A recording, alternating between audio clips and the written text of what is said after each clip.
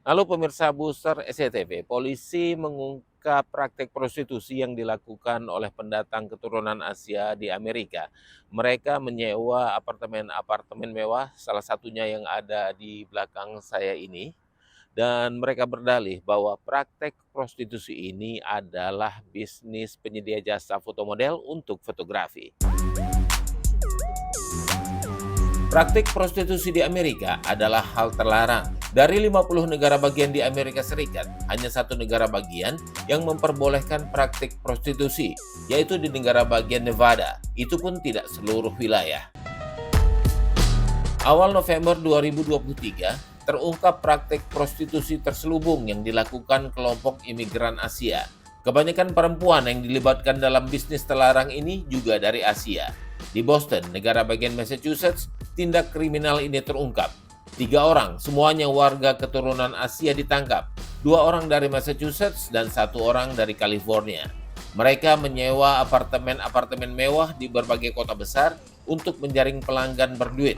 Sindikat ini berhasil menutupi bisnis mereka sehingga sama sekali tidak dicurigai penghuni apartemen yang lain. It's honestly disgusting and disheartening. Doors opening. Pada apartemen di Boston ini misalnya, mereka menyewa unit apartemen yang relatif dekat dengan lift, sehingga tamu bisa cepat keluar masuk unit apartemen tanpa perlu berjalan melalui lorong apartemen yang panjang. Jaringan menyewa sejumlah unit apartemen mewah di beberapa lokasi di kota Boston dan sekitarnya. Jaringan sindikat juga menyewa apartemen di negara bagian Virginia, tidak jauh dari ibu kota Washington DC. Lokasi apartemen yang mereka sewa juga merupakan lokasi yang mahal. Polisi tidak menyebut nama-nama pelanggan dari praktik prostitusi ini, namun disebut bahwa mereka berasal dari semua kalangan, mulai dari pebisnis, intelektual, petinggi perusahaan, profesor, hingga politisi dan pejabat publik.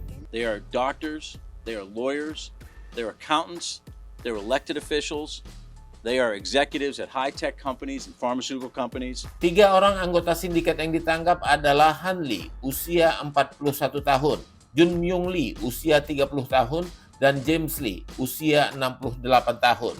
Para pelaku menjalankan praktik prostitusi dengan berkedok menyediakan jasa foto model yang bersedia untuk difoto dengan pakaian minim hingga telanjang. Ada 2 situs online yang mereka jalankan. Saat kami mengecek ke website mereka, satu situs sudah ditutup aparat keamanan dan satu situs masih sempat kami lihat isinya.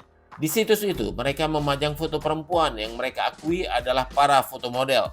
Di situs itu mereka jelaskan juga bahwa mereka tidak ada kaitan dengan jasa seks atau prostitusi. Tapi dalam praktiknya, bisnis prostitusi itulah yang sedang mereka jalankan dan foto perempuan yang mereka sebut sebagai foto model adalah pelaku prostitusi. Dalam menjaring pelanggan dan menjaga kerahasiaan bisnis terlarang ini, pelanggan akan dimintai data-data pribadi termasuk identitas diri dan nomor telepon pribadi. Setelah identitas pelanggan didapat, barulah sindikat menawarkan dan membuka praktek mereka sebenarnya. Paling tidak sudah ada 20 pelanggan yang dimintai keterangan terkait praktek prostitusi ini.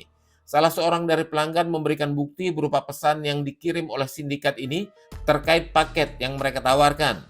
Intinya, mereka menawarkan waktu pelayanan prostitusi sekitar $600 per jam atau hampir 10 juta rupiah per jam. Biro Investigasi Federal FBI juga mendapat laporan dari perempuan yang diminta untuk melayani tamu. Sebagian mereka mengaku dijebak oleh sindikat ini dan menjadi korban dari perdagangan manusia.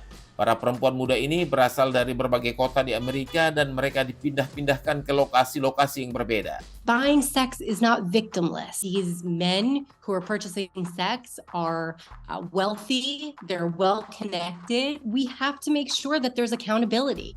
Para pelaku mengatur transportasi mereka dan diperbolehkan untuk tinggal di apartemen yang mereka sewa. Tapi para perempuan ini tidak diperbolehkan untuk meninggalkan unit apartemen tersebut dan seluruh keperluan hidup mereka disediakan oleh anggota sindikat prostitusi ini. Aparat keamanan sudah mengantongi ratusan nama pelanggan. Sebagian dari mereka adalah pejabat publik dan juga dari aparat penegak hukum. Pelanggan akan diselidiki lebih jauh, terutama apabila tindakan mereka yang terlibat praktik prostitusi ini demi untuk menutupi perbuatan mereka telah melakukan tindakan yang merugikan kepentingan umum. Demikian edisi Booster kali ini. Saya Alam Burhanan mengucapkan tetap waspada, kejahatan ada di sekitar Anda.